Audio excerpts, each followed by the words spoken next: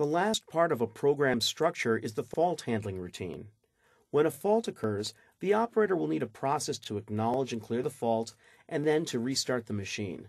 When a fault occurs, any motion being executed will be suspended and the drive will be disabled, regardless of the type of fault that has occurred.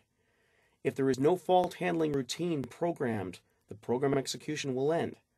By programming a fault handler, you can set up a specific operation to occur to recover from the fault, and then use the resume statement within the fault routine to restart the indexer at a specific point of the main program that you denote with a label. It is important to note that you cannot execute any motion-related statements from within the fault handler, and that the only command allowed to exit the fault handler and return to a point in the main program body is the resume statement. Here you can see in the programming structure, the fault handling routine is after any programmed subroutines. In this follow-along lab, a fault handling routine will be added to the pick-and-place indexer code. First, start the application and turn off the enable input, input A3, while the axis is in motion. Note that the drive faults, the axis is disabled, and the indexer program execution has ceased.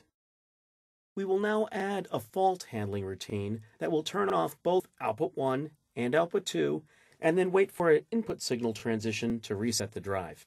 Add the lines of code in yellow to your indexer program, and then click the Load with Source button.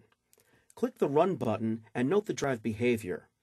Now when the drive faults, the fault is reset, outputs 1 and 2 are turned off, and input A1 must be turned on and off again to reset the drive.